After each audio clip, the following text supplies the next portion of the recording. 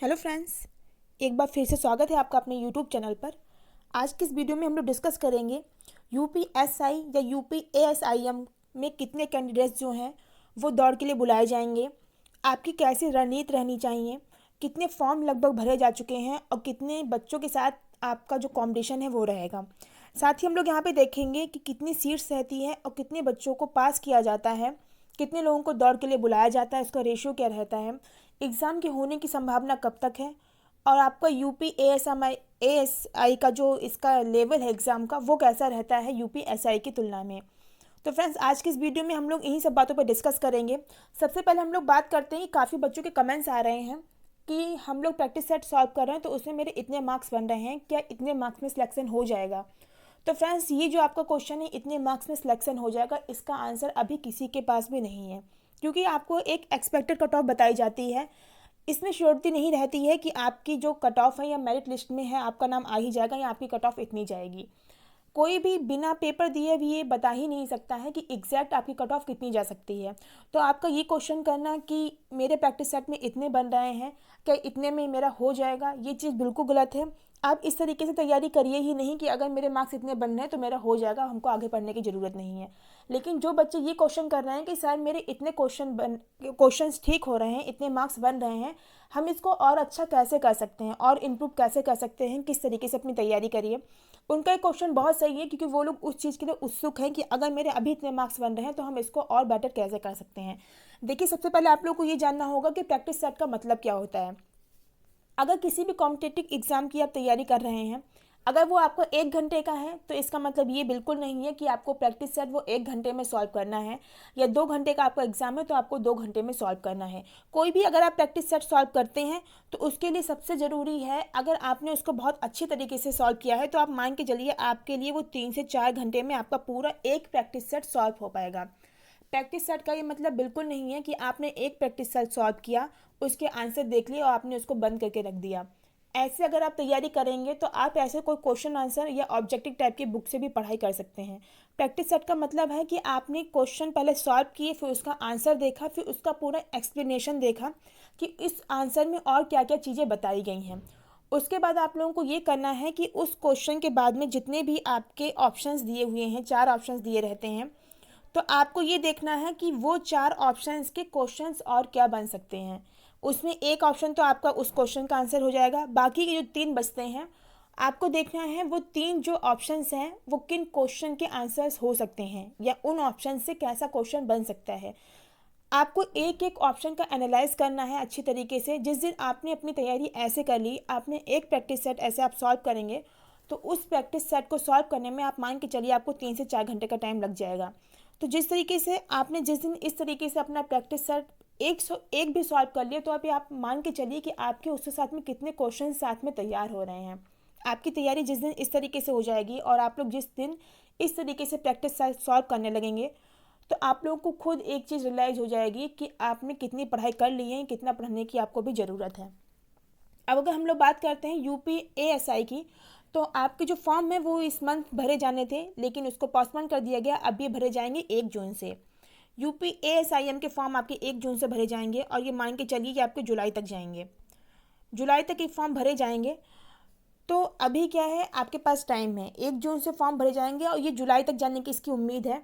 अगर हम लोग यूपीएसआई की बात करते हैं तो यूपीएसआई की जो डेट है वो आगे बढ़ भी सकती है, नहीं भी बढ़ सकती है, क्योंकि इसको ऑलरेडी बढ़ाया जा चुका है 1 महीने के लिए।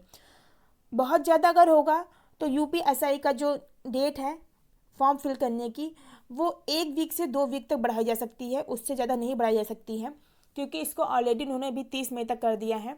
तब तक तो ये फॉर्म भरे ही जाएंगे। अगर कोविड की सिचुएशन ऐसी ही रही, क्योंकि बाकी भी सब जो फॉर्म है उनको आगे बढ़ाया जा रहा है, एग्जाम्स को आगे बढ़ाया जा रहा है, तो हो सकता है यूपीएसआई का भी 1 से 2 सप्ताह तक इसकी डेट बढ़ाई जा सकती है फॉर्म को फिल करने की। अगर हम लोग बात करते हैं टोटल फॉर्म की, तो अभी तक लगभग आपके 10 लाख के आसपास जो फॉर्म है वो भरे जा चुके हैं। 10 लाख फॉर्म अभी तक भरे जा चुके हैं और अभी भी फॉर्म कंटिन्यू भरे जा रहे हैं। तो आप ये मान के चलिए आप 1-2 लाख फॉर्म और इसमें ऐड कर लीजिए कि 1 आध लाख फॉर्म और भरे जा सकते हैं अभी तक। तो आप ये मान के चलिए कि आपका जो अभी टोटल कॉम्पिटिशन रहेगा तो वो आपका 11 लाख का कॉम्पिटिशन रहेगा। 11 लाख फॉर्म भरे जाएंगे इसमें आपका इसके आसपास आपको कॉम्पिटिशन रहेगा। साथ ही वो बच्चे जो काफ़ी टाइम से प्रिपरेशन करते आ रहे हैं और जिनका यूपीएसआई जो टारगेट बनाकर चलते कि हमको यूपीएसआई निकालना है या यूपीएएसआईएम निकालना है, तो जो बच्चे इसकी प्रिपरेशन काफ़ी टाइम से कर रहे हैं तो वो अभी कई बार रिवीजन भी कर चुके होंगे। देखिए, कोई भी एग्ज़ाम है जब वो बार बार पोस्टपोन होता है और जो बच्चा लग के उस चीज़ की तैयारी करता है तो बार बार रिवीजन करने से भी एक बोरियत आ जाती है। तो आप लोग को ये करना है कि अब आपको 8 से 10 घंटे टाइम नहीं देना है, 3 से 4 घंटे दीजिए सिर्फ उन चीज़ों पे जिन पे अभी भी आपको लगता है कि आपकी पकड़ थोड़ी ढीली है। जो भी सब्जेक्ट आपका कमज़ोर है आप उस पर ज़्यादा ध्यान दीजिए।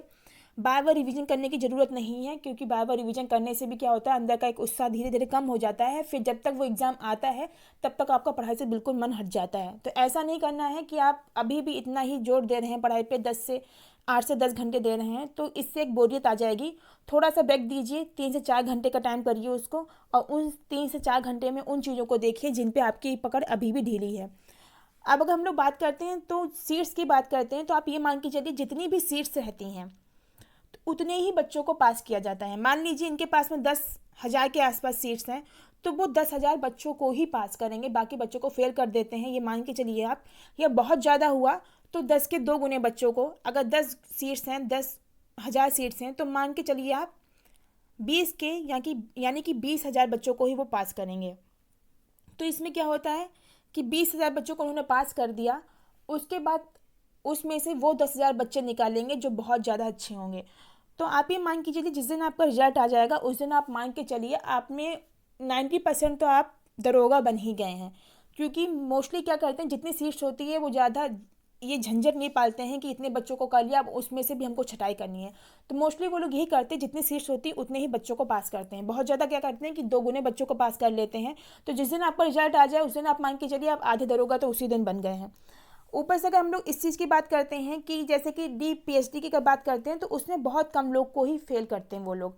DPHD में क्या करते हैं कि जिनके पास ओरिजिनल डॉक्यूमेंट्स हैं उनका सिलेक्ट कर लेते हैं। बहुत कम ही बच्चे ऐसे होते हैं जिनके पास ओरिजिनल डॉक्यूमेंट्स नहीं होते हैं। तो DPHD का अगर रिजल्ट हम लोग देखते हैं तो 90% जो बच्चे हैं उनको वो पास ही कर लेते हैं। 10% बच्चे ऐसे होते हैं जिनके पास ओरिजिनल डॉक्यूमेंट्स नहीं होते, तो उनको वो वहाँ से बाहर कर देते हैं।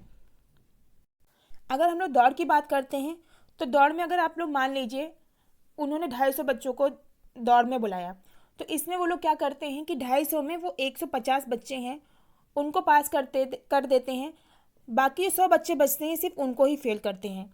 तो इस तरीके से जो दौड़ का रेशियो रहता है वो इतना ही रहता है कि अगर 250 बच्चों को बुला रहे हैं दौड़ में वो, तो उसमें 150 बच्चों को पास कर देंगे, बाकी के जो 100 बच्चे हैं उनको फेल कर देंगे। दौड़ भी इतना ज़्यादा वो नहीं रहता। जिस दिन आपको रिजल्ट आ जाए उस दिन आप मान के चलिए आप आधे दरोगा बन गए। आगे का प्रोसेस है वो इतना ज़्यादा टफ नहीं है।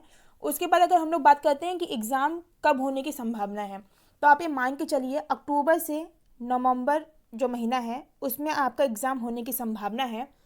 अगर ये जो कोरोना की तीसरी लहर की बात कही जा रही है कि नवंबर में आने को है, अगर वो नहीं आती है तो देखिए आप मान के चलिए आपका एग्ज़ाम तभी होगा जब 50% वैक्सीनेशन कंप्लीट हो जाएगा। जैसे कि आप लोग जानते होंगे कि अमेरिका में अभी वैक्सीनेशन लगभग कंप्लीट हो चुका है, तो वहाँ की गवर्नमेंट ने ये बोल दिया है मास्क फ्री रहने के लिए कि अब मास्क लगाने की ज़रूरत नहीं है। आप अमेरिका में कहीं भी बिना मास्क के या बिना सोशल डिस्टेंसिंग का पालन करते हुए कहीं भी जा सकते हैं, क्योंकि वहाँ पे वैक्सीनेशन कंप्लीट हो चुका है। लेकिन अगर हम लोग इंडिया की बात करें तो इंडिया में इतनी जनसंख्या है, उसमें 50% अभी वैक्सीनेशन कंप्लीट होने में काफ़ी टाइम लगेगा।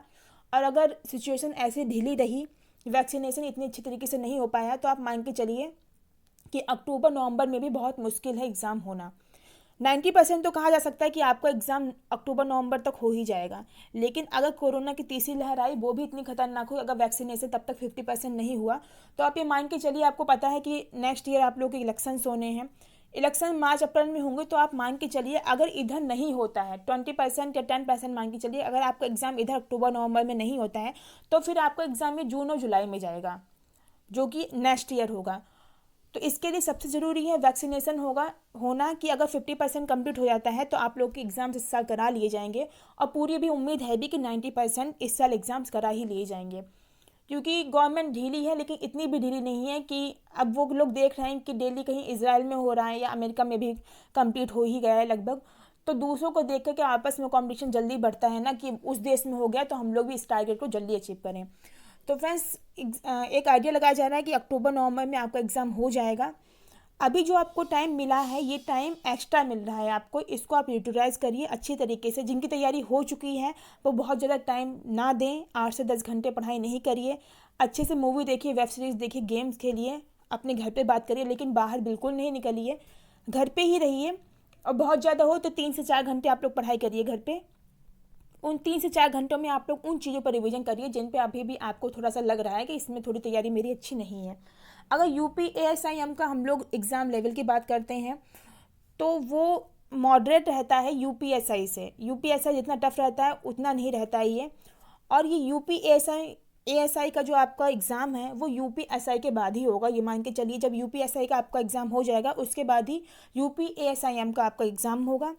तो इसीलिए जो मेरिट है इसकी UPSIM की, क्योंकि UPSI से थोड़ा सा इजी रहता है इसलिए इसकी मेरिट थोड़ी सी हाई जाने की संभावना है। इसीलिए आपके पास जो भी टाइम बचा हुआ है या जो भी टाइम आपको मिल रहा है उसको अच्छे से आप यूज करिए, अच्छे से अपनी तैयारी करिए। टाइम काफ़ी है, इसमें अच्छे से वर्क करिए, स्मार्ट स्टडी करिए अपनी। बाकी जब आपका एग्ज़ाम होगा तो पता ही चल जाएगा, मे बी आपका 90% है कि अक्टूबर नवंबर में आपका एग्ज़ाम हो ही जाएगा। तो फ्रेंड्स, अगर आपको वीडियो पसंद आई हो तो वीडियो को लाइक करिएगा, ज़्यादा से ज़्यादा शेयर करिए। साथ ही जो लोग भी हमारे चैनल पर नए हैं वो चैनल को सब्सक्राइब कर लीजिए, बेल आइकन का बटन दबा दीजिए, जिससे आगे आने वाली जो भी इंपॉर्टेंट और लेटेस्ट वीडियोज़ हैं उनका नोटिफिकेशन आपको टाइम से मिल सके। मिलते हैं नेक्स्ट वीडियो में, तब तक अपना ख्याल रखिए, खुश रहिए। Thank you.